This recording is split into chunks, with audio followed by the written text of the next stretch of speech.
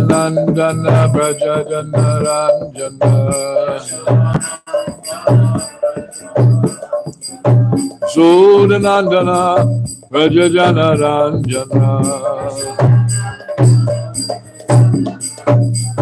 Yamunatira Banachari Yamunatira Banachari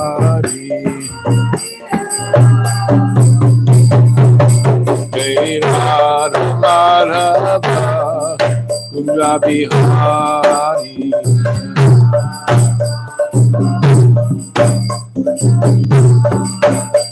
Jai Radha Madhava Kunja Bihari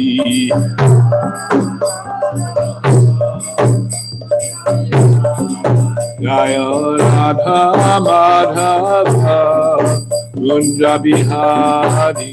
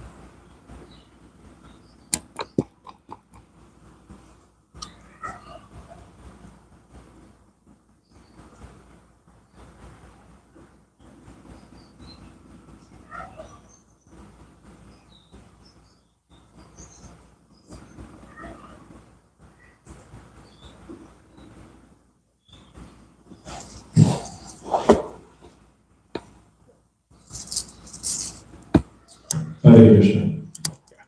Now it is working.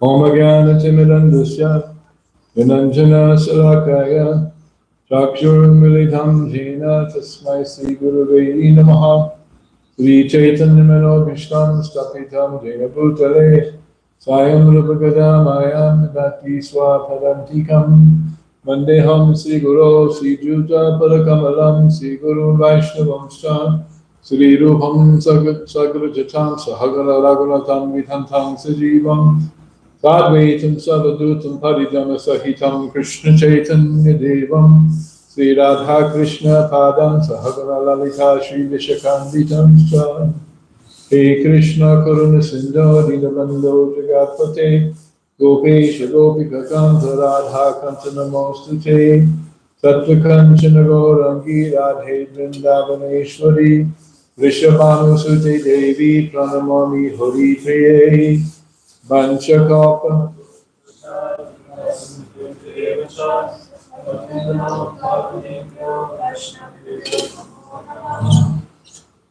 Jaya Shri Krishna Chaitanya Prabhu Nityananda Sri Advaita Gadadhar Srivasadi Gaura Bhakta-vrinda Hare Krishna Krishna Krishna Hare Hare Hare Rama Rama Rama Hare Hare Om Namo Bhagavate Vasudevaya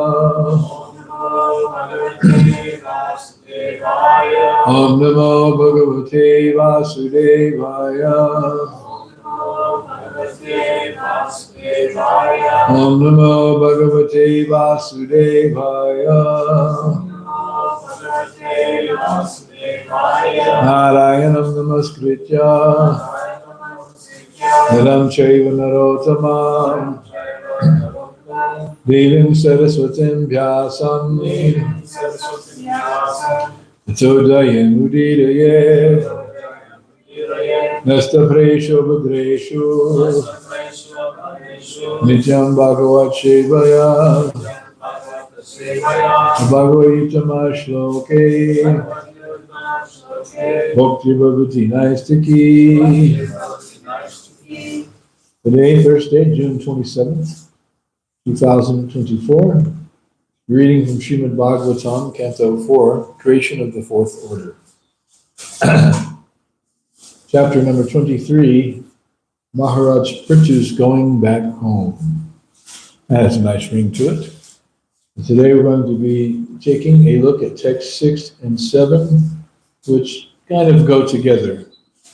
Really, to get the full purport of text 6, you have to read text 7 too. So I'll chant text 6, read the verse and purport, and we'll go on to 7 as a group.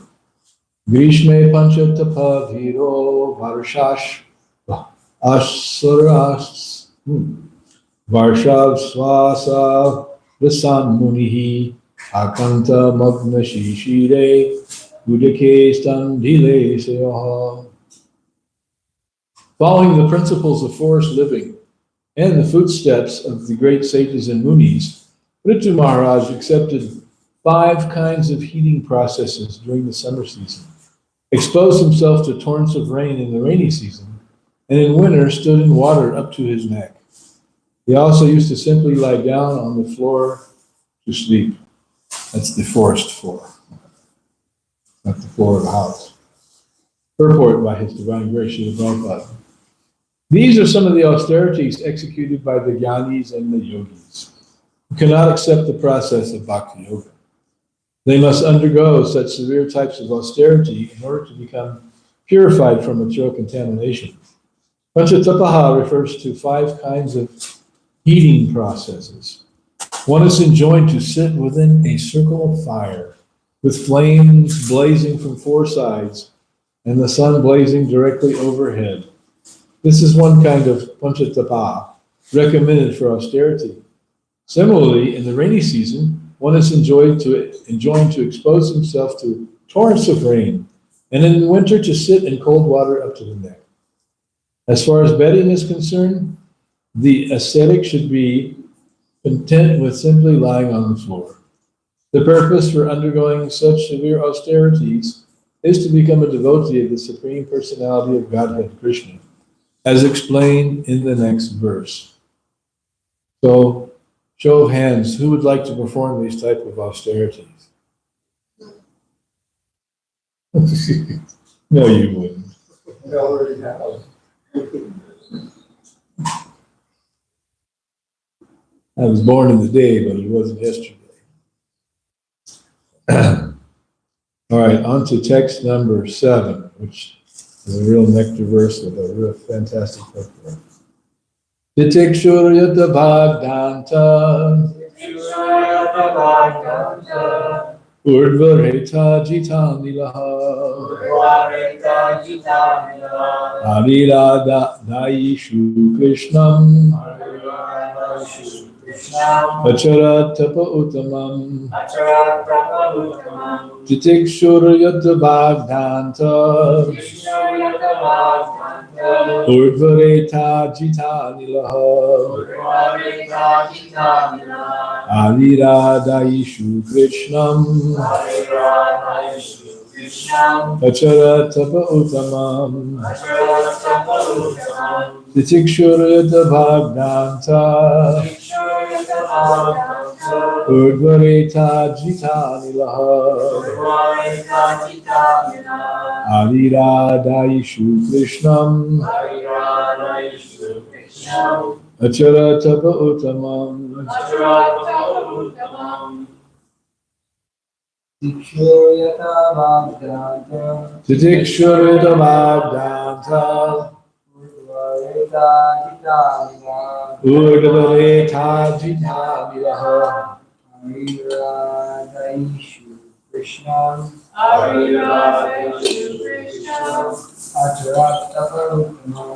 acharat tapa uttamam titikshurayata bhagdanta urdvareta jitanilaha ariradaishu Krishna acharat tapa uttamam Titikshurayata bhagdanta titikshurayata bhagdanta Urdhvareta Jitanivaha Adiradhayesu Krishnam Adiradayeshu Krishnam Acharatapa Uttamam. Acharatava Uttamam. The synonyms: Titikshu, tolerating, Yata, controlling, Vak, words, Dantaha, controlling the senses, Urdhvaretaha, without discharge of semen, Jita Anilaha, controlling the life air, Adiradayeshu, simply desiring, Krishnam, Lord Krishna, Acharat, practice, Tapaha, austerities, Uttamam, the best. Translation by His Divine Grace, Srila Prabhupada. Maharaj Prithu underwent all these severe austerities in order to control his words and his senses, to refrain from discharging his semen, and to control the life air within his body. All this he did for the satisfaction of Krishna. He had no other purpose. Purport by His Divine Grace, Srila Prabhupada. In Kali Yuga, the following is recommended: Hare Nam, Eva Kevalam, Kalau Nasteva, Gotiram Yata, Nibrihan Naradiya Parana.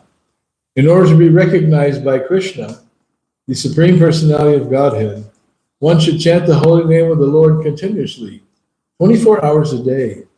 Unfortunate persons who cannot accept this formula prefer to execute some type of pseudo-meditation without accepting the other processes of austerity. The fact is, however, that one must accept either the severe method of austerity described above to become purified, or take to the process of devotional service recommended for pleasing the Supreme Lord Krishna. So, which would you rather do? The severe austerities? No, of course not. We'll get to that, though. Prabhupada mentions in the purport about the uselessness of that. The person who is Krishna conscious is most intelligent, because in Kali Yuga it is not at all possible to undergo such severe austerities. We need only follow great personalities like Lord Chaitanya Mahaprabhu. And at Shikshakshtika, Lord Chaitanya Mahaprabhu wrote, Param Vijayate Sri Krishna Sankirtanam. All glories to the holy names of Lord Krishna, which from the very beginning purify the heart and immediately liberate one. Bhava Maha Davagni Nirvapanam. That's a mistake. It should be a dash between Maha and Devagni. But that's. If the real purpose of all yoga is to please Lord Krishna, then this simple bhakti yoga system recommended for this age is sufficient. It is necessary, however, to engage constantly in the service of the Lord. Although Prithu Maharaj executed his austerities long before the appearance of Lord Krishna on this planet, his purpose was still to please Lord Krishna. There are many fools who claim that worship of Krishna began only about 5,000 years ago, after the appearance of Lord Krishna in India. But this is not the fact. Prithu Maharaj worshipped Krishna millions of years ago. For Prithu happened to be a descendant of the family of Maharaj Dhruva, who reigned for 36,000 years during the Satya Yuga age. And thus his total lifespan was 100,000 years. How could Dhruva Maharaj reign over the world for 36,000 years? The point is that Krishna worship existed at the beginning of creation and has continued to exist throughout Satya Yuga, Treta Yuga, and Dwapara Yuga, and now is continuing in Kali Yuga. As stated in Bhagavad Gita, Krishna appears not only in this millennium of Brahma's life, but in every millennium. Therefore, worship of Krishna is conducted in all millenniums. It is not that Krishna worship began only when Krishna appeared on this planet 5,000 years ago. This is a foolish conclusion that is not substantiated by Vedic literatures. Also significant in this verse are the words Arirad Krishna Machadat Tapa Uttamam. Maharaj Prithu underwent severe types of austerities for the express purpose of worshiping Krishna. Krishna is so kind, especially in this age, that he appears in the transcendental vibration of his holy name. As stated in the Narada Pancharatra, Aradito Yadi Haris Tapasa Tatakim. If Krishna is worshipped, if he is the goal of advancement, there is no need for one to execute severe types of tapasya, because one has already reached his destination. If after executing all types of tapasya, one cannot reach Krishna, all his tapasya has no value. For without Krishna, all austerity is simply wasted labor. Srama eva hi kevalam. That's from Bhagavatam 1-8. We should therefore not be discouraged just because we cannot go to the forest and practice severe austerities.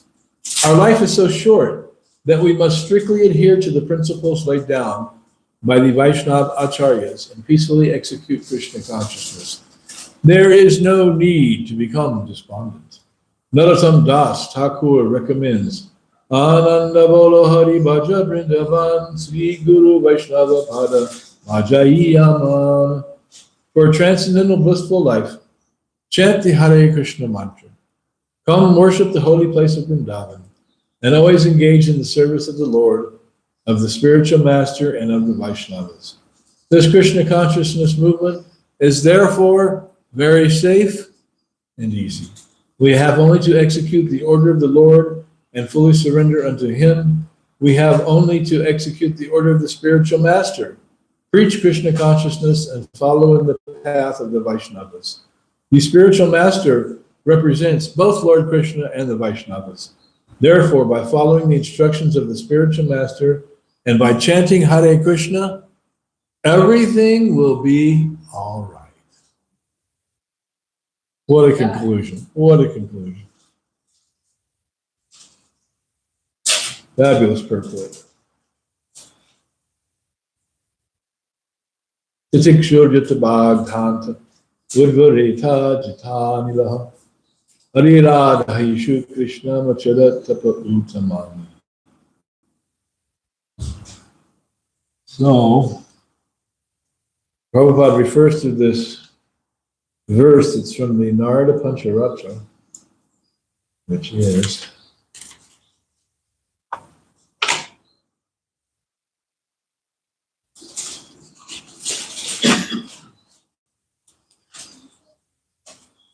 as follows.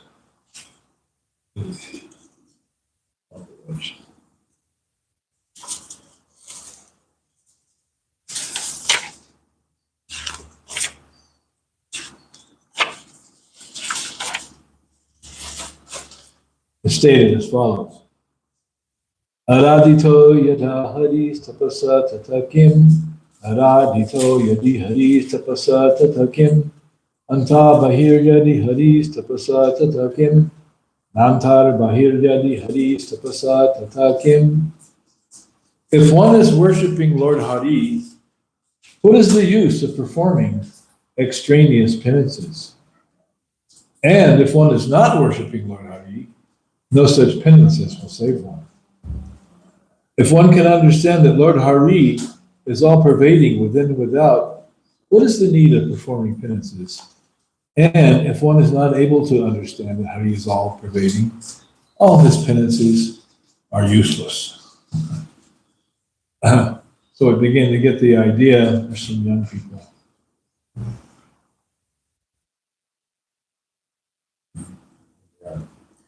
So, tapasa tatakim, what is the use of performing austerities if one is already engaged in the worship of Lord Hari? And if one is not engaged in the worship of Lord Hari, then such penances are actually of no value.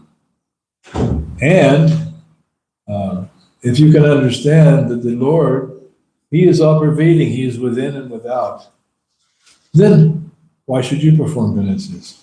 And if you don't understand that, then your penances are completely useless.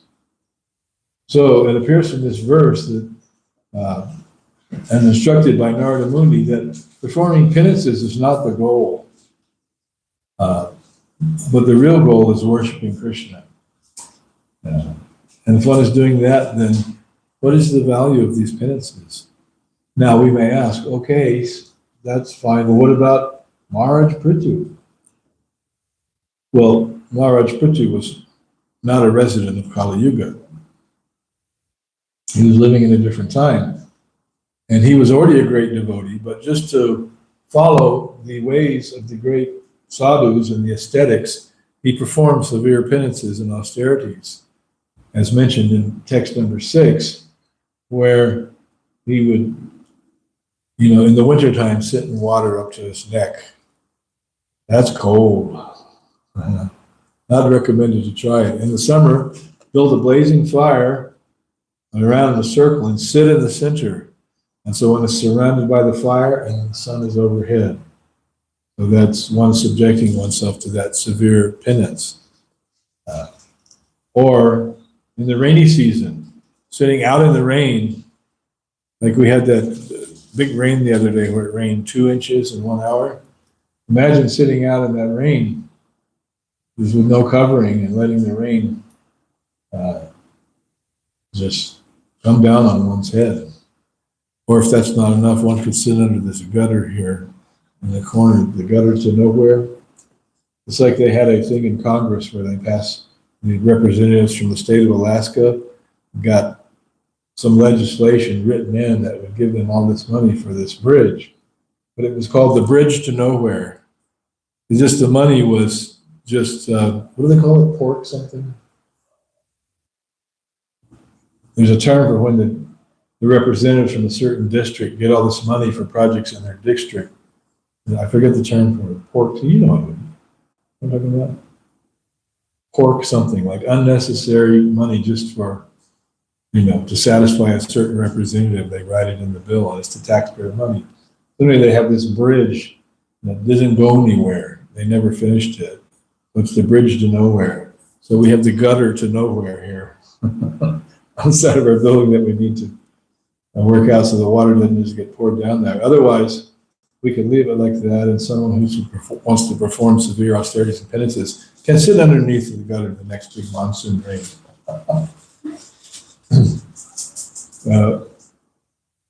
So Maharaj Prithu, he did perform these austerities, but it was in a different age, in Satya Yuga.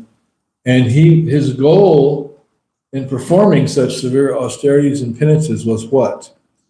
To control his senses and to attain Krishna. So he's doing these severe things, this tapasya, to please Krishna. So does that mean that we should not do any tapasya to please Krishna because it's not Satya Yuga? No. It's recommended in the 5th canto of Bhagavatam by Lord Rishabdev that tapodivyam pujukayena sattvam sudyad yasmad brahma saukyam tunantam. That this life is not meant simply for sense gratification. And the common man, the ordinary people, which means almost everyone in the world, are thoroughly convinced that the goal of life is to enjoy the senses and to satisfy their senses and to make a nice arrangement for their body, for their family. And if they have some little bit of extended consciousness, then they want to arrange something for their countrymen, or perhaps if they're really philanthropic, something for all of humanity, like this. But all that is the basis of the bodily conception of the self. There's self-centered gratification and extended sense gratification. But it is all basically the same business. Now, why does everyone do this? Why does everyone think that? Who knows? Why are people madly, as Lord Rishabdev says, nunam pramata kurute vikarma? Why are people madly pursuing sense gratification? Pramata means like a madman. Nunam pramata kurute vikarma. Vikarma means there's karma, performing fruitive activities. But really, in the Vedic context, karma means performing pious activities for the purpose of elevation to the heavenly planets. Good work, sukarma. But he says, Nunam pramata kurute vikarma. Why is everyone thinking like they're mad that it's okay, or the goal is vikarma, forbidden activities, sinful activities, which are proscribed by the Vedas and are not to be done. But everyone thinks that's what you should do. You know, the more sense gratification you can get, the bigger the badass you can become in acquiring sense gratification, even at the expense of others around you. Then the more successful you are in your human life. So why are people doing that? Who knows? Well, I think it's the goal of life. That's right. They're convinced it's a goal of life. Where did they learn this? This mistaken concept that to enjoy the senses is, as Krishna describes in the 16th chapter of Bhagavad Gita, they think that to gratify the senses is the prime goal of life. Why did they think like that? You were taught that in school. Yeah, because they're taught from the very beginning of life, in the family and in the school. But also there's something else that asuram bhavam ashritaha. They're taking shelter. Ashritaha means shelter. They're not taking shelter of the holy name. A devotee is someone who takes shelter of the holy name. No. Asuram bhavam ashritaha. They're taking shelter of the asura bhava, the demoniac concept of life, which is prevalent in human society. It is prevalent. Like you have now in contemporary culture, the presidential race. And so the two persons who are vying for the office, is one a demon and one a devotee? No, they're both demons. They can't help it. Maybe one is more of a quote, innocent demon, and one is a more dyed-in-the-wool card-carrying, asura. That may be, but it is the same thing. I remember one time that a very highly regarded leader of one well-known religion was coming to visit America, and they described the meal he was having on the airplane on the way over, consisting of all this different meat and seafood and all things which are forbidden for elevated persons, especially those who are leaders of society, those who are supposed to be brahminical leaders, spiritual leaders. Those things are all forbidden. And that to indulge like that is the lowest type of behavior of the lowest class of men, the Naragamas, who never surrender to Krishna, never worship Krishna.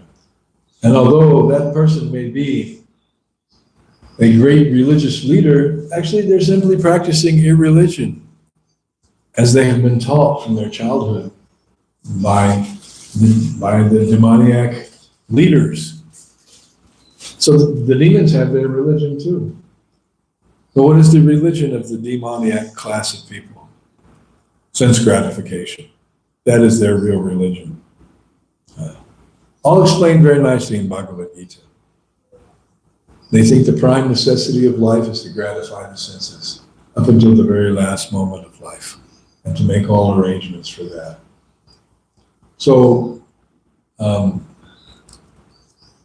this is just to paint a picture of what is the contradistinction between the contemporary sense gratification civilization, which has been current since the beginning of the universe, unfortunately. There have always been demoniac persons. We always hear about the struggles between the devas and the asuras.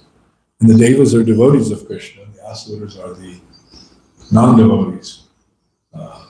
like Hiranyakashipu, who want to kill Krishna and try their best. Both Hiranyaksha and Hiranyakashipu tried their best to kill Krishna, but they were not successful, nor will anyone ever be successful. So Prabhupada makes a very nice point here that this worship of Krishna, the Supreme Lord, it is not going on only the last 5,000 years, since we know Krishna made his appearance in India around 3100 BC, or BCE, as they say now. But this has been going on since the very beginning of the cosmic manifestation. And of course, we have historical evidence of this from both the Srimad Bhagavatam and the Brahma Samhita, which is composed at the dawn of creation. And what does the very first verse of the 5th chapter of Brahma Samhita say? Ishvara Parama Krishna Sachit Ananda Vigraha Anadir Adir Govinda Sarvakarana Karanam. That Ishvara Parama, the Supreme Controller, the Supreme Lord, or as we say in English in the Western world, God. Ishvara Parama Krishna. God, his name is Krishna. Sachit Ananda Vigraha. He has this amazing Vigraha, this form. He's not impersonal. He has a form that's composed of Sat, Chit, and Ananda. Eternity, knowledge, and bliss. He's always existing. He's fully cognizant. And Ananda, he's always blissful in his spiritual existence. Anadir Adya Govinda. That this Krishna Govinda, he is the cause of all causes. Sarva Karana Karana. Anadir Adir, he is the origin. Like Krishna, what does Krishna say in Bhagavad Gita? Aham Adir hi Devana. I am the origin of all the demigods. Now, many people worship the demigods, hoping to get some material benefits. And that is pious, although misled. But he is the source of those demigods. Sarva Karana Karana. He is, from the demigods are coming from him. Aham Sarvasya Prabhu. Actually, Krishna says, everything is coming from me. I am the source of the cosmic manifestation. I am the source of the spiritual world. Aham Sarvasya Prabhu. Everything is coming from me. Did you get that? Oh, if you didn't get it, Matak Sarvam Pravartate. For me, everything comes. So he says it in another way. So everything is coming from me, and for me, everything is coming. Just in case it wasn't clear or you didn't quite catch it. Krishna is informing us. So, Anadir Adir Govinda. He is the origin of everything. He is the original person. And this Lord Brahma, beginning with verse number 29 in the Brahma Samhita, he says at the end of quite a number of the verses, Govindam Adi Purusham Tamaham Bhajami. Now this is, Lord Brahma, the most intelligent and qualified living being in the universe, who creates everything and everybody else. And he's saying, Govindam Adi Purusham. This Govinda, he is Adi Purusham. He is the original person. So he is a person, as we are persons, but he is the supreme person. Govindam Adi Purusham. Therefore, Tamaham Bhajami. I worship him. So this is the understanding. And Prabhupada makes the point here in the purport that this worship of Krishna has been going on since the very beginning of the universe. And of course, we have the historical and the written text of Lord Brahma to add ample evidence to that. So this is the Vedic conclusion. And then worship of Krishna, they've only been doing that. Krishna was, this is the non-devotees will say, Krishna was some tribal chieftain in the primitive tribes, the Yadavas and the Vrishnis and all these primitive tribes in India. But these were not primitive tribes. If you're living in somewhere like Dwarka, that's not primitive tribes people. This is a highly elevated royal dynasty coming from Soma, the Soma dynasty, the dynasty of the moon. But these are very qualified, educated, sophisticated. As a matter of fact, more qualified, more educated, more sophisticated than anybody in the modern world. But because people in the modern world have asuram bhavamashritaha, taken shelter of this concept that sense gratification is the prime goal, then therefore they're very contaminated and low class, but very proud of it. So much so to the point that they think that that low class contamination is the height of intellectual sophistication. I had personal experience of this living in Boston for a few years in the Boston Temple. And sometimes we're preaching in Harvard Square, where you got the people from Harvard and MIT, and meeting and distributing books and talking to some of these people who are, definitely the leading intellectuals in human society. But the fact is they were very fallen.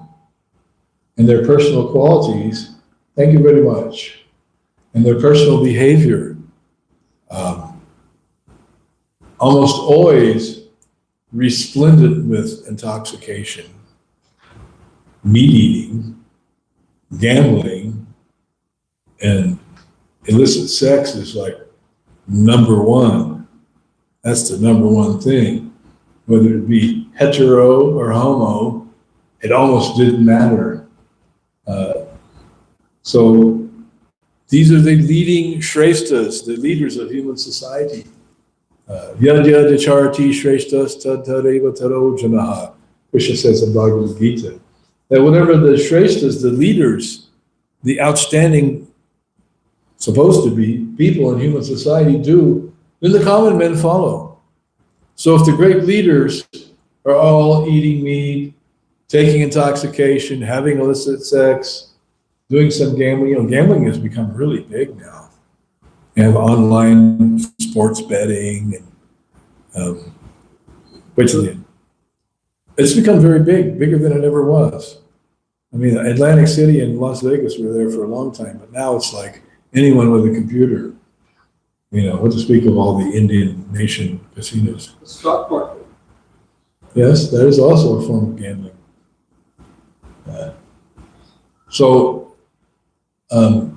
The leaders, the so-called shreshtas, they're doing all these things and they're stepping on anyone's head they can to get ahead, to be number one. And so the common people think, oh yes, that is a good program. Let me try. Let me try to become elevated in terms of illicit sex, intoxication, meat eating, and gambling. And everyone is going on in this way, completely forgetting the real goal of life. And not only that, but engaging in very sinful acts, which will bring them great misery in the present and in the future. One who is accustomed to performing sinful activity as one's daily dharma, the future is actually very dark. One has to pay for that. So, therefore, Prahlad Maharaj says, Natevadu swarta gatim hi Vishnu. They don't know that the goal of life, gatim, is the lotus feet of Krishna. Natevadu, they don't understand that. Durashyaye bahirarti manayaha. They think that which is external is their only interest. Durashaya, therefore they take shelter of bad things.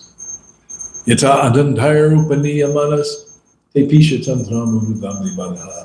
And thus they become more and more implicated and entangled in the complexities of the modes of material nature. Ududamni badha means they're like tied around the waist with a rope.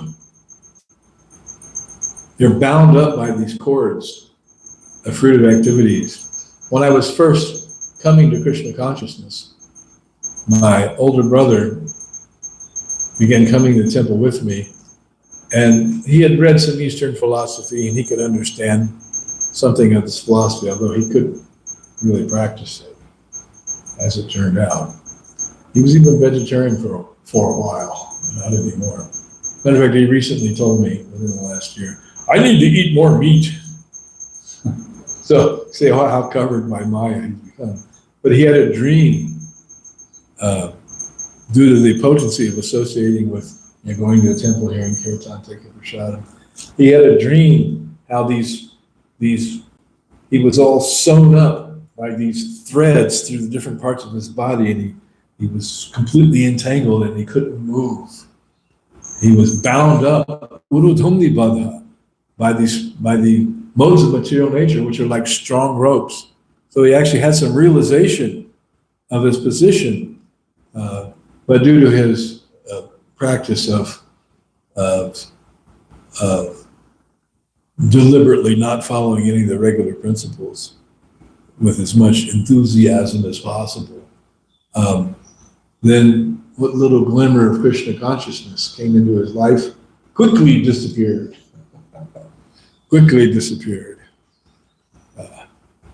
With nary a thought to be given to that again, decade after decade after decade. And one time there was a discussion in the family because all the young men in the family were all big pot smokers.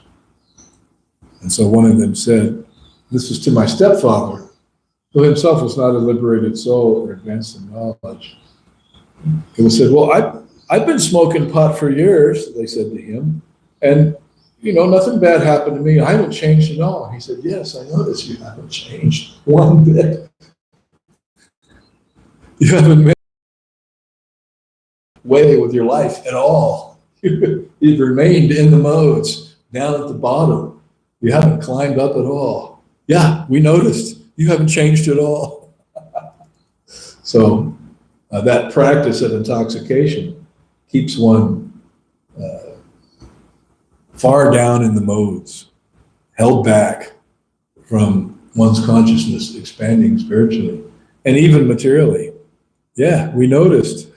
That was very funny. I thought it was hilarious. For me, it was hilarious. My stepfather, he's just an ordinary guy. He noticed that, yes, you're in the modes and you haven't moved an inch. You've maintained that same mode of ignorance your entire life. Congratulations, you dummy. So, urudamni badha, this is how one becomes tied up by the modes of nature and doesn't make any real advancement. As a matter of fact, the opposite happens. One makes devancement. One becomes more and more unpurified. And one suffers in so many ways. Just look at anyone who has smoked their whole life. What becomes of them? What happens to them? They get sick, really sick, different diseases. It's just a natural result of that activity. Both of my grandfathers died of lung-related things from smoking. The one grandfather, this is a personal testimony here, they were both alcoholics. You can see what elevated family stock I come from here. So the one grandfather, he was an alcoholic, but he gave up drinking and he joined Alcoholics Anonymous. So I went to one of the meetings, a couple of the meetings with him when I spent some time with him one summer.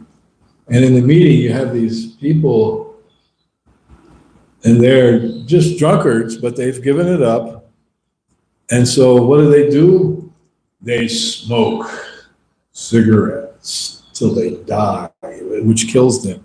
And after you've been, this is the way it is in these small towns in Texas, after you've been sober for 10 years, then they give you a cigarette lighter.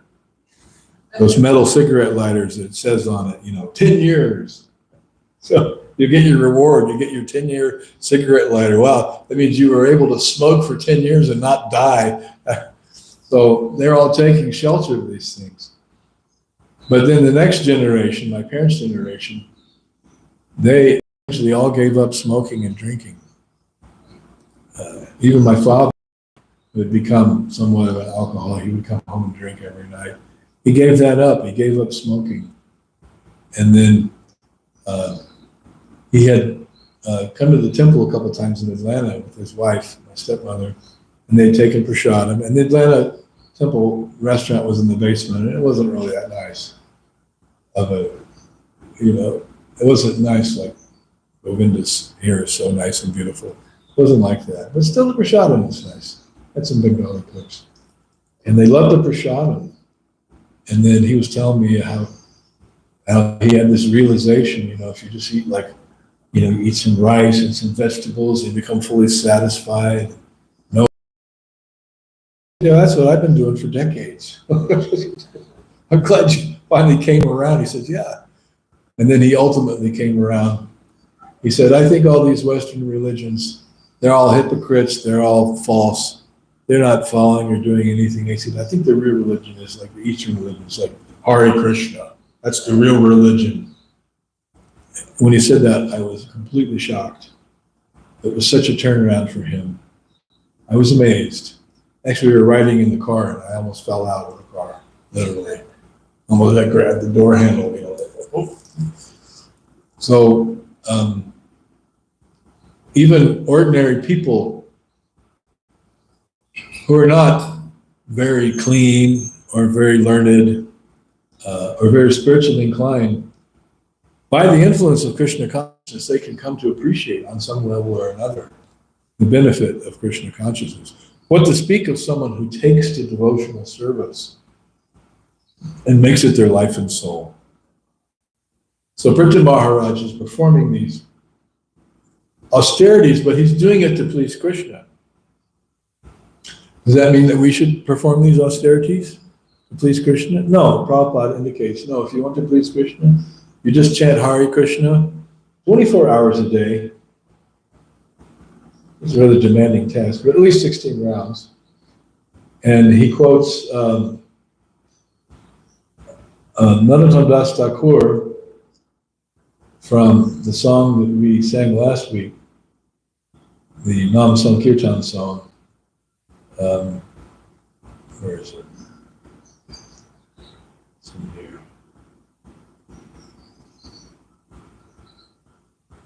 Ananda Bolo Hari Bhaja Vrindavan.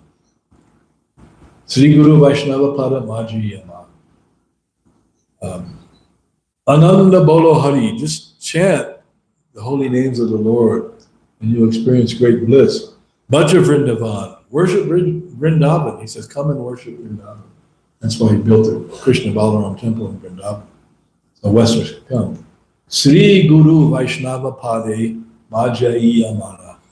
Just make it your business to serve the spiritual master Sri Guru Vaishnava Pade. Serve the lotus feet of the Sri Guru and the Vaishnavas. And then Ananda Bolo Hari. You will have a blissful life of chanting Hare Krishna. And the conclusion is that this Krishna conscious movement is therefore very safe and easy. We have only to execute the order of the Lord and fully surrender unto Him. We have only to execute the order of the spiritual master and preach Krishna consciousness and follow in the path of the Vaishnavas. And then by serving the spiritual master and the Vaishnavas and chanting Hare Krishna, Prabhupada said, then everything will be all right. Now that is an aspiration that probably most of us have, and almost everyone has, that they want everything just to be all right. Isn't it? You just want everything to be all right. But if you're not Krishna conscious, not only is everything not all right, but nothing is right. Just nothing. It's just so much difficulty, and some of the perplexities of Maya are so entangling. But if you chant Hare Krishna and follow this process nicely, then everything will be all right. So that's all we want. We're spirit souls who just want everything to be all right in relation to Krishna. And then we'll be happy, and then others will get a chance also by our preaching and by our propaganda, that they will become all right also. And that's actually what everyone is looking for, like George Harrison wrote, which was probably half ghostwritten by Shama Sundar in the Introduction to Krishna book. Everyone is looking for Krishna. Everyone wants everything to be all right. And that is an aspiration of every living entity. Just want everything to be good. Good friends, good food, good place to live, just everything good, everything peaceful, everything very nice. But that you cannot get even with millions and millions of dollars. As John Lennon wrote in one song, I'll give you everything I got for a little peace of mind. And he had a lot. He was a big millionaire. I'll give you everything I got. Take it. Fame, fortune, followers. I'll give it all up just for a little peace of mind, which he could not get. All right, so we stop here. Comments, realizations? What is you mentioning how Krishna worship is eternal, and that came up when I was in Mayapur. And one of the brahmacharis explained, that my teachers explained that even Prahlad Maharaj worshipped Krishna, and Vishwanath Chakravarti Thakur explains that in one of his commentaries on the Bhagavatam, that Prahlad Maharaj was actually worshiping Krishna. A long time ago. I thought that was pretty fantastic, because we think, oh, Prahlad's a devotee of Narendra Sringadev, but he actually was meditating and chanting Hare Krishna, and because it says Vasudev. And then the other thing is, I thought of that verse, your points made me think of that verse, Moga Shya Moga Karmano, Moga Jnana Vichetasaha. These demons, everything they do because they don't accept Krishna, it's Moga Shya, it's just useless. Yeah, all their hopes, all the culture of knowledge, all the charity they give, all the buildings they build, all the institutions they create, all the money that's made, Mogasha. It's smashed.